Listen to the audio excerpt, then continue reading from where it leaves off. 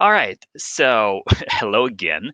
Um, by the way, I see the chat, but I will answer all of your questions later on the end of the session. My name is Sergey. As I mentioned before, I'm from Russia, and this session is going to be about security. And I will look at the security from different perspectives, from offensive and from defensive. Yeah, I'm Russian, so that's I should show you the offensive part as well. Once again, that's going to be first offensive part and then defensive part, and we're gonna cover Microsoft Defender products in relation of security of protection from different hackers. Um, I'm ethical, but from some other people not. Uh, Thanks to our sponsors, they because of them we can be here together. Also, I will use some of the sponsors in my next demo, my first demo. Also, code of conduct. If you have any issues with anyone here, with speakers or attendees, so there's a link that you can use to tell us about that. All right, so a couple of words about me. Couple of words. I work for the company that does penetration tests and implementations. So I do it in my day-to-day life. I also MVP in Microsoft Azure area. I also have different security certifications. I don't know if you heard about them because it's more collaboration topic, collaboration conference. Anyway, so in this session, what I want to do first, I have lots of things to discuss here. So that's going to be a very dynamic and intensive session. And first, I want to show you the offensive part. I want to show you how typical attack may occur, how attackers may attack the typical company. And then with Defender ATP products, with like now they're called Microsoft Defender products, we will protect this typical company from that type of attacks. Um, so let's get started. And also, my personal preference, I prefer live demos. So that's going to be key slide of this session, and I will not show you a lot of slides. That's going to be a live demo session. Typical attack when not we, but some attackers, when they want to attack the company, first they collect information about this company. They want to know as much as possible to find out the ways to compromise the first machine or the server or account. So first they collect information. That's called external recon or reconnaissance.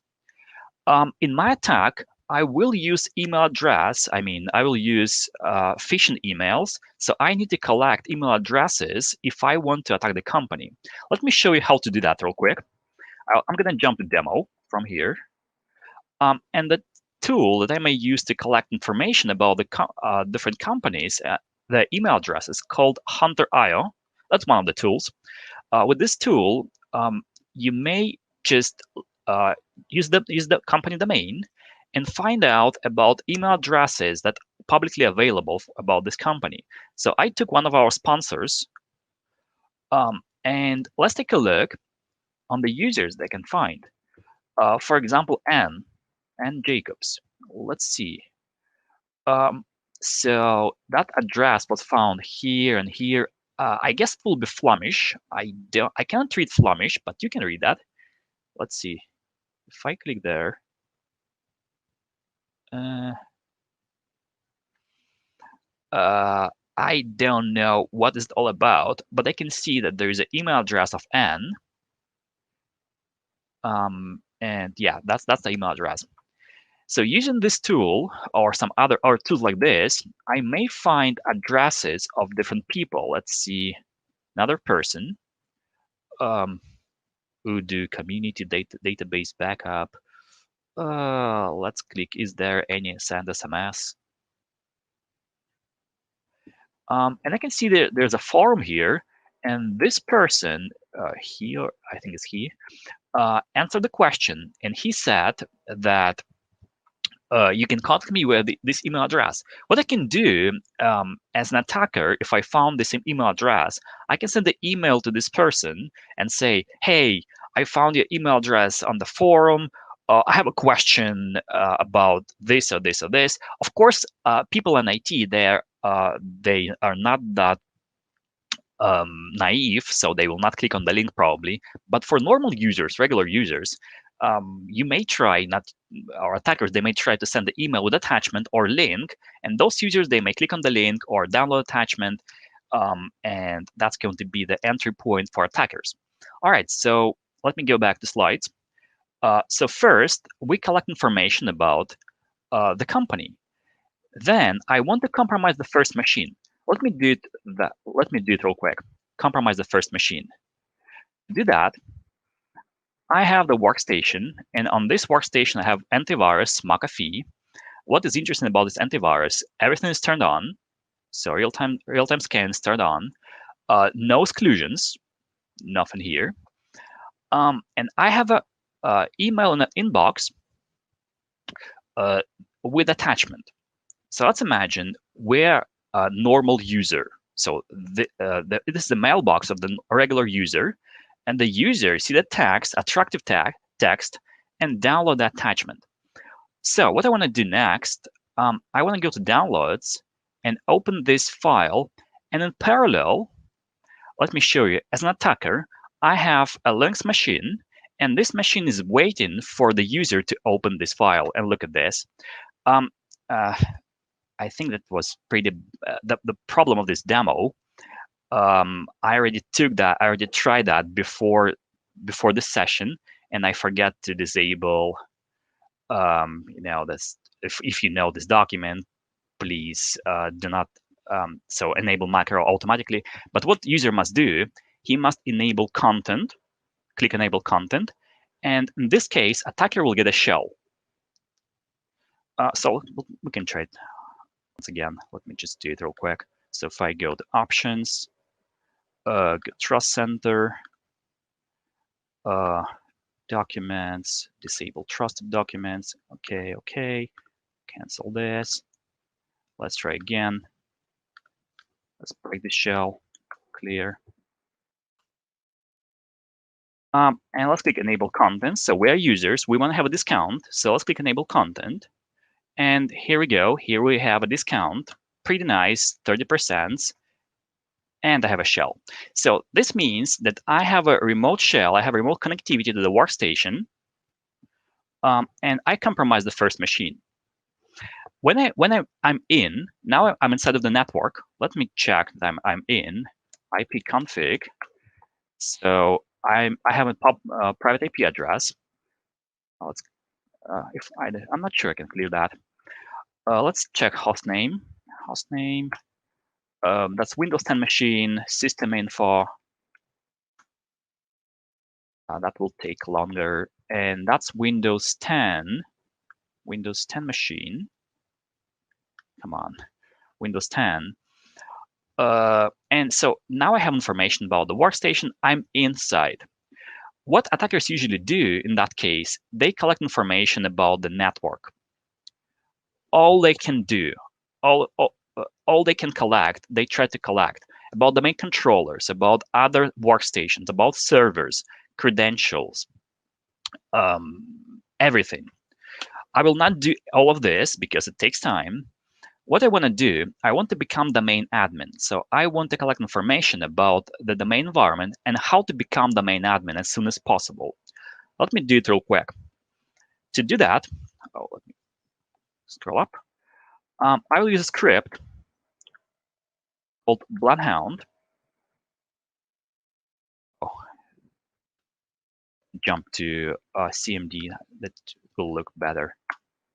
I'll use a tool called Bloodhound. Oh, that was blocked. Too bad.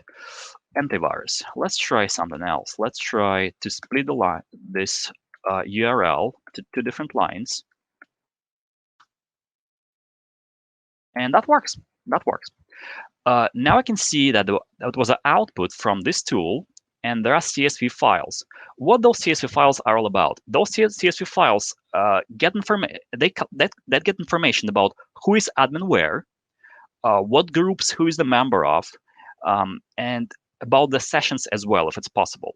So what I can do, I can take those CSV files, copy them to my machine, and upload them upload them. Special tool called Bloodhound. And now I can go to queries and find shortest path to domain admins. Let's say, yeah, domain admins. That's what I want. Now look at this. It shows me how can I, as a user, can get access to domain admins. So I'm at JDAW. If I will be admin on Windows 10 workstation, I can get credentials of M. Smith. M. Smith, he's a member of Helpdesk group. Helpdesk group is a member of, is an admin to this workstation where trainers work in, and trainer, he's a domain admin.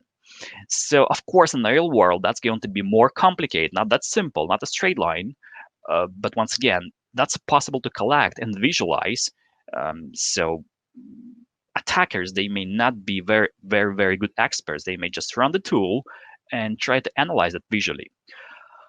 All right, so I have the information about who is admin where. What I can do next, I need to become a local admin to get msmith credentials. So I must escalate my privileges to administrator. Let's check if I'm an admin or not. Let's clear that. Oh, let's clear. Jesus. Here it is. By the way, let me increase the font. I think it's going to be here. Let's do it like this. So let's check. Who am I? I'm a user called JDAW. Who am I with groups? No, I'm not the local admin. So I cannot do anything on this workstation, really. So I'm a regular user. How can I get the msmith credentials? First thing I can do, I can ask. Let's try to ask.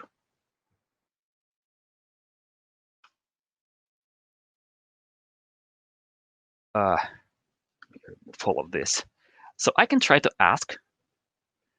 And maybe user will call to support like, hey, msmith, please help me. It says they want your credentials. It may work. It may work. May not, of course. It may work. It may not. I can ask. And if I ask, then let's say it's going to be password. And there's a password. I mean the password. Any other case, I can try to escalate my privileges with typical methods. Let's try this.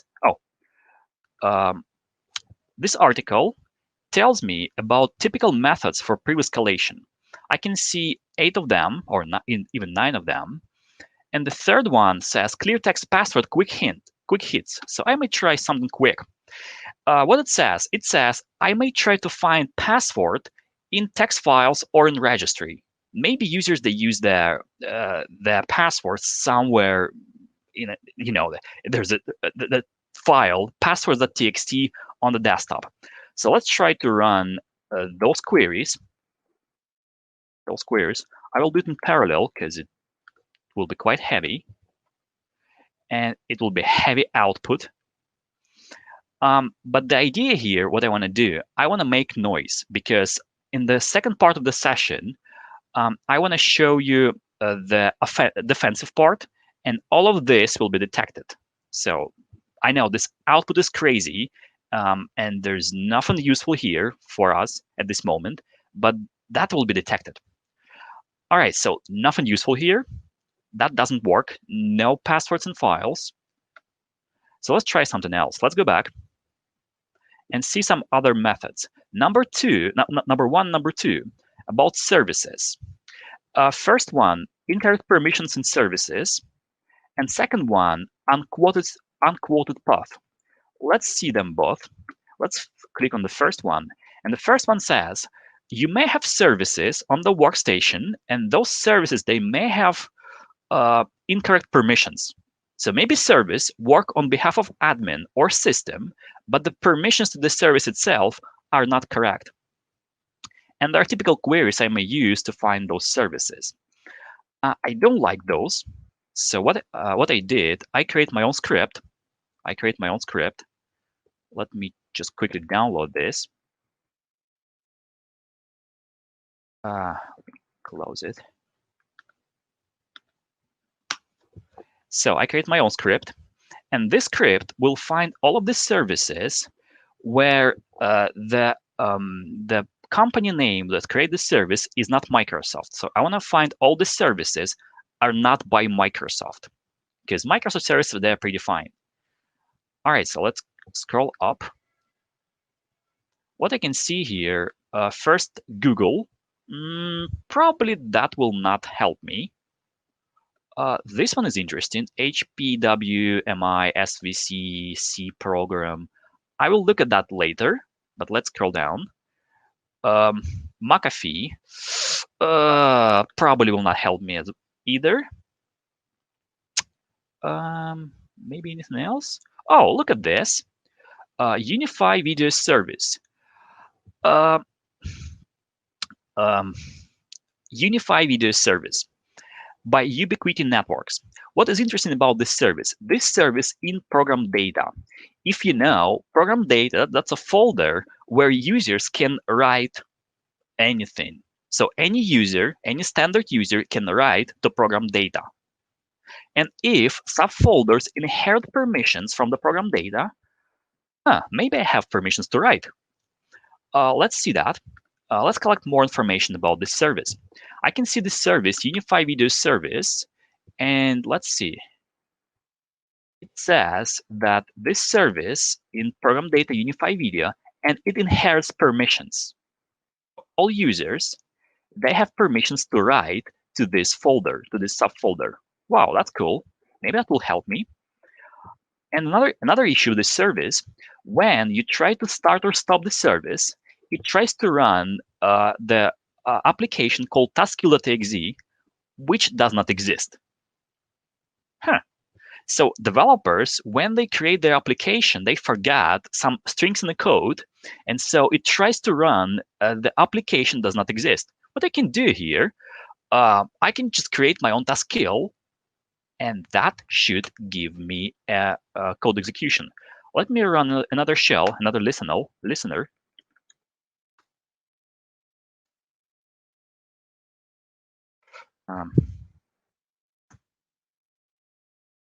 What I want to do, let me clear the screen. I want to download the taskqueue, my taskqueue. Oh, let's first go to program data Unify Video, CD program data Unify Video, and download my taskqueue. That won't take long, hopefully. Hopefully. Fingers crossed. All right, so now I have taskqueue. If I look at DR, yeah, taskqueue is here. So what I can do now, if I stop the service or start the service, it should give me the code execution. Normally, users cannot do that. The standard user cannot do that.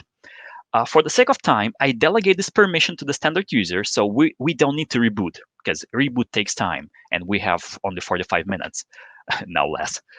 So I will stop the service, but normally I should reboot the workstation. Let me stop the service. It's trying to stop. Fingers crossed. Fingers crossed. I still don't have. Oh, look at that. I have it. And if I look, who am I? Yay, I'm system. What I can do next when I'm system. Let me go back to slides.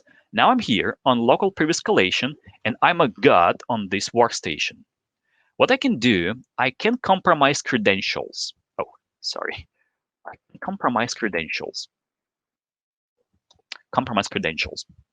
If user, like M. Smith or any other user, has a session, maybe it's even disconnected, but still session on this workstation, I can compromise this session if I'm an admin or system.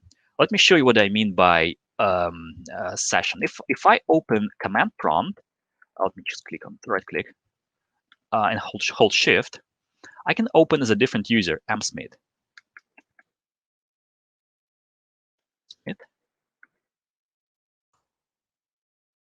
That's it. That's enough. If I do something like this, my credentials of M. Smith in memory, and now the JDO user can compromise those credentials. Um, let's see that. Let's see that. To compromise credentials, what I can do, I can use a tool called prosdump, which is, by the way, a tool from Microsoft. And you can dump any process with this tool if you have permissions, of course. So I want to download this tool. Um, yep. And now what I can do, I can dump LSAS process. Oh, by the way, process. So the process for about credentials called LSAS. So all of the cached credentials will be there in lsas.exe. Let me do it real quick. Oh, accident. Oh, not here, of course. It should be system using system permissions. And now that works. If I look at the dir, so here's the lsas.dmp. Now I have credentials in one file. What next? Next, I copy this dump to my workstation, to attacker workstation, an open tool called Mimikatz, and analyze this dump with Mimikatz. For the sake of time, I already did that, so let me show you the result. It will be something like this: msmith, the domain, and ntlm hash.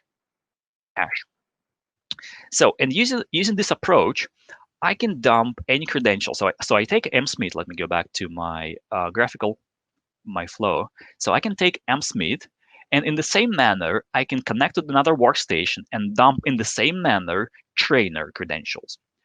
All right, so I have a hash only. Not I don't have the password. I have only hash.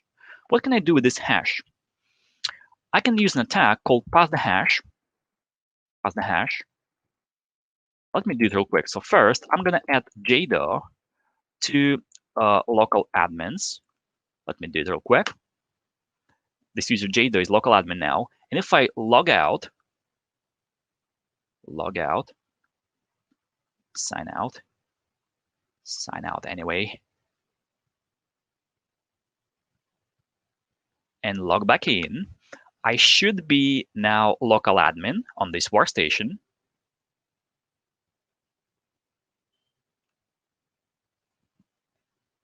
Come on.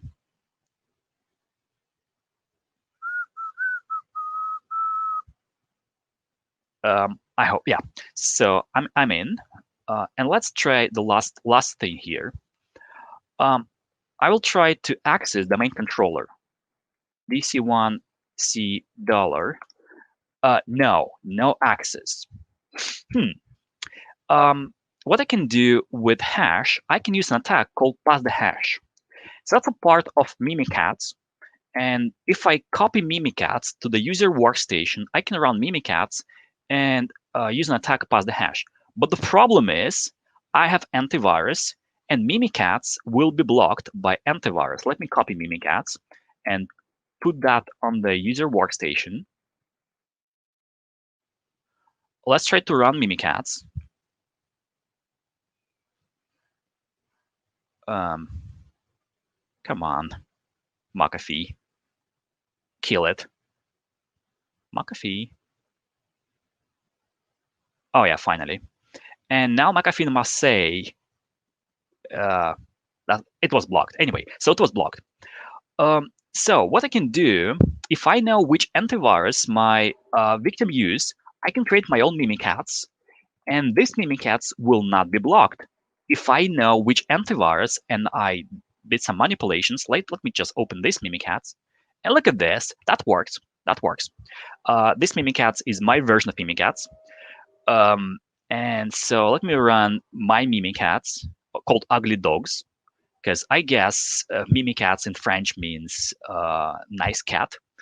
Mine is not nice.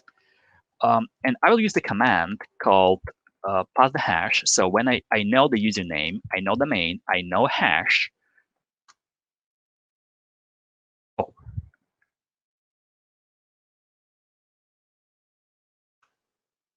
And once again, all right, fingers crossed, DR, DC1, $. And look at this, I'm a domain admin. So I have permissions as a domain admin, and I can do whatever I want in this domain. So I'm here I'm here on the main admin credentials, and now I can do whatever I want. I can add my user to any group. I can access any data when I'm the main admin. So that was an offensive part. Hopefully, that convinced you that you should be protected. That was the goal of this first part. First of all, generate some noise and convince you that you should be protected. All right. Now let's start to configure this protection. Because this session is about this conference about Microsoft 365, we'll use Microsoft 365 services to configure protection. The first one called Defender for Office 365. It has the previous name, Office ATP, or ATP for Office, something like this. Office ATP. Now it's called Defender for Office 365. What is that? That's a sandbox. And when you send the email with attachment, it will run all the attachments in this sandbox. And if this attachment is unsafe, it will be blocked. Let me try that real quick. This virtualization environment and machine learning will analyze what's going on with what this attachment will do on the workstation, and it will block if the behavior is not correct. Let me show you that real quick. So I'm going to, let me break the shell and clear the screen. I'm going to establish the new listener. I think I don't need any more, so let me close this. Establish the new listener. What I want to do now, I want to take my, let's take this one. Add the space to change the hash. Save that. What I want to do, I want to send that as an attachment to the mailbox. Let's send it to this mailbox and generate a bunch of text. Something nice.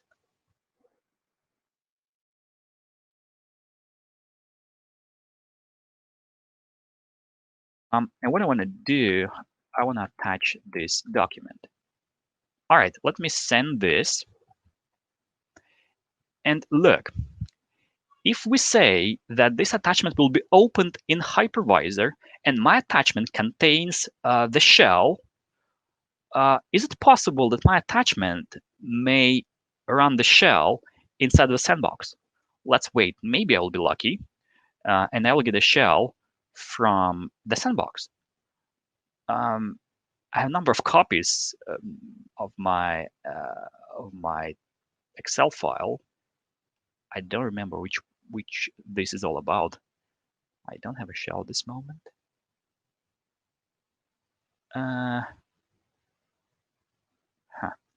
Nothing. All right, let's try something else. Let's try the different file. Our own subscription, and let's take this one and send another one.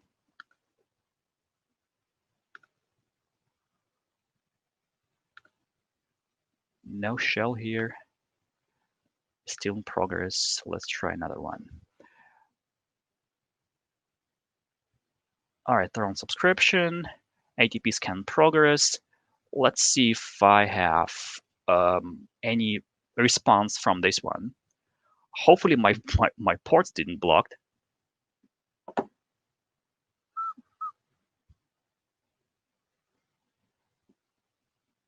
Nothing here. I should check my Linux machine. Maybe it has the white, maybe doesn't allow Microsoft to access. Anyway, so let's see. It says, oh, still in progress and still in progress. Nothing here. What should be is the result. So this attachment should be blocked. This should be blocked. And if I open this, it says save today is blocked. Let me wait for those. I still don't have any connectivity from the sandbox itself. It's still in progress. All right, so for the sake of time, let's move on. We'll get back to that later on, but it should block these emails. Why I don't have any response? I need to check. Maybe I have some whitelist IP addresses. and Microsoft not whitelisted. So it should block this attachment and just check the behavior and block that attachment because of the behavior. All right, so first we can block the email attacks if the attachment is not very correct. Next one, when I get into my network, not my network, but the customer network, victim network, I start to analyze what do we have in the network, like who is admin where, where's the main admin, where the main admin is. In that case, I use the attack to act on Active Directory. Let's see how can we work with that. Let me refresh this page, by the way. As you can see, I have new detection. It says IP and user and IP address reconnaissance in the product called Microsoft Defender for Identity. That's a new name. Old name is Azure Advanced Threat Protection, or Azure ATP. That's the old name. New name is Microsoft Defender for Identity. This tool, this service, will analyze what is going in and out to and from the main controller, and find if traffic is malicious. Let's see, user and IP address reconnaissance. I can see that JDAW from the machine called Windows 10 WIC got some information from the main controller, got information about user and IP addresses from the main controller. There are also other attacks or other detections. For example, not yet here, but pass the hash also may be detected, but it needs a bit more time to analyze that was pass the hash. So I found that, where is that? I found that this tab about reconnaissance was detected by Azure ATP, or how it's called now, Microsoft Defender for Endpoints. After this, I jumped to previous escalation and I start to escalate my privileges, compromise credentials, and get the domain admin and so on. Let's see how this may be detected. And this may be detected with a tool called Defender for Endpoints. Oh, let me show you the slide. Microsoft Defender for Endpoints. The old name is Defender ATP, new name for Endpoints. So I use the both names because they changed the name this month, or somewhere in the beginning of this month, on the end of last month. So that's a new name for Defender ATP. What Defender ATP is all about? That's about endpoints. And if I go to alerts, look at this. A bunch of alerts about my unusual behavior. Let's find where I started today. That was 12:23 p.m. I think, because before this I just tasked and I want to make sure that everything's fine. So let's start from here. So first, it found PowerShell command line. It was suspicious. Office application that did something which is weird. Enumeration of SMB sessions on the main controller that was detected on the workstation level when I tried to enumerate the main controller. I can look on all of those when I get the shell. Let me open any of those. Let's say Office application runs suspicious command. Let's see that.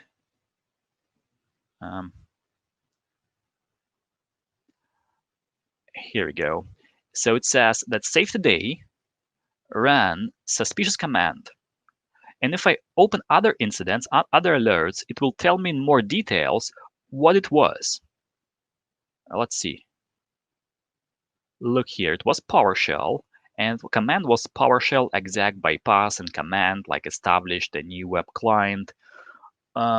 So that was the behavior of Office, which is suspicious. Let's go back to alerts.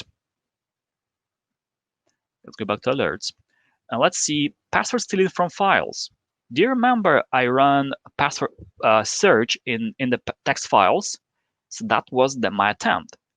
Register queries for password detected. So all of this, almost all of this, were detected. Sequence of command also was detected. And after I dump Elsa's, that was detected, and Mimikatz was detected as well. Let's see what about Mimikatz. It says Mimikatz several times. Let's see those attacks. Um, Mimikatz. So that's Mimikatz, right? That's Mimikatz. But maybe some other Mimikatz versions. No, Mimikatz. Oh, look at this. Ugly Dogs. What is that? Let's expand it. No. Ugly, not here. Not here. It doesn't say that was Mimikatz, or at least it sees a process, but not that's Mimikatz. Let me just go back real quick. It should also detect Ugly Dogs as Mimikatz. Let's click here.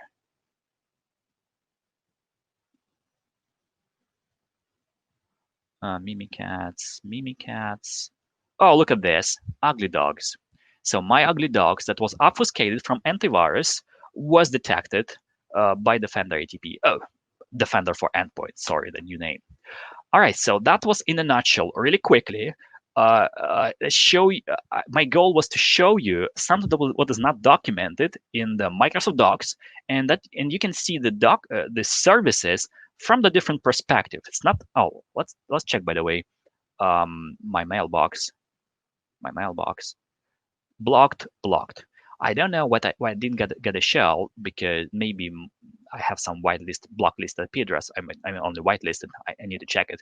But my emails, they were blocked, and all of these attachments, like let's see this one, blocked. Save today was blocked. All right. So my goal here was to show you um, how typical company may be attacked, and how those services in Microsoft 365 may protect you from that type of attacks. Of course, it's only 45 minutes here, and I have 7 minutes left, and I can see some commentaries that I want to also handle. So I will spend some time on questions if I have questions. Um, um, so that's a quick observation.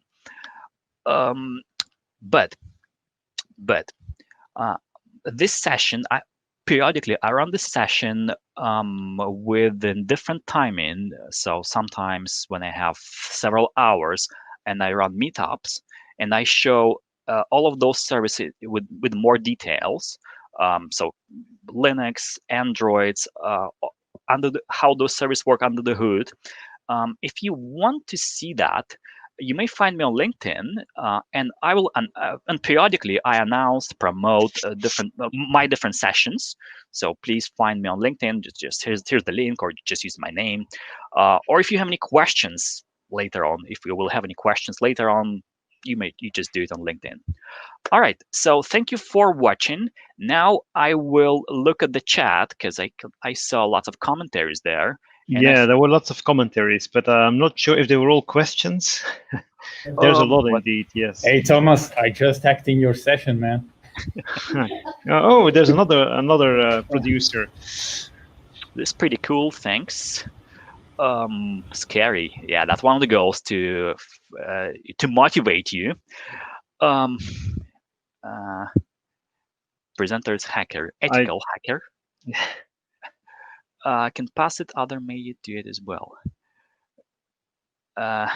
If I can do that, yeah, others can do that. That's right. It's not, of course, it's a demo environment, and in the reality, in this environment, it's just, it has default configurations. I didn't try to make it weaker or stronger. I just installed a Windows and Office and everything by default, and in the main by default. Of course, you may enhance your security, and it will be not that quick, not that simple. And of course, in the real world, attackers, they need more time, because they don't know your network. So can you imagine, if you're an attacker, you get into the network, but you don't know where the main controllers are, who is admin where. You need time to figure it out. So it's not that quick, of course. That's a session format, of course. But if I can do it, yes, some other people can do it. If defenders, if they don't know that they've been hacked, then attackers, they have time to explore your network. Yeah. There was another question about which kind of license you need if you want this kind of protection. I would say there's a E5, which is the most expensive license where you have everything, of course, but that's for those who reach. But for other companies, you may buy any of those standalone. So Defender for endpoints may be purchased standalone. I think it's about €2 or €4 per user per month. Defender for Identity, that's also may be purchased standalone, and this one also may be found standalone. So all of them may be purchased standalone. This one costs around €1 per user, if I remember correct. Others around €4 per user per month. Yeah. You don't have to protect all of your users. You may protect only highly sensitive users.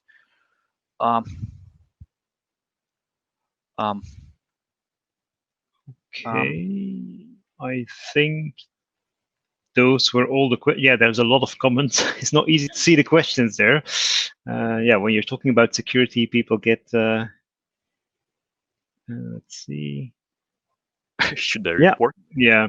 I think we had the most important questions. So, but anyhow, if attendees still have questions afterwards, they can still ask their question in the Discord channel if they want. I'm sure that Sergey will still stick around for a few minutes to answer those. I'll be here. And they know where to contact you now. So if you've got any additional questions afterwards, don't hesitate to call out Sergey on social media to ask your question. That's the reason. By the way, so sorry. That's the reason why I didn't tell you my email address. Nobody wants to have emails from me, so use LinkedIn. No, because they think there is dangerous payload inside of the email, maybe. That's the reason. All right, thank you. Thank you very much for your participation, and hope to see you next time in some other conferences. Stay safe. Bye-bye. I very much like the session. Thank you very much, and see you sometime. Thank you. Yep. Bye. Bye-bye.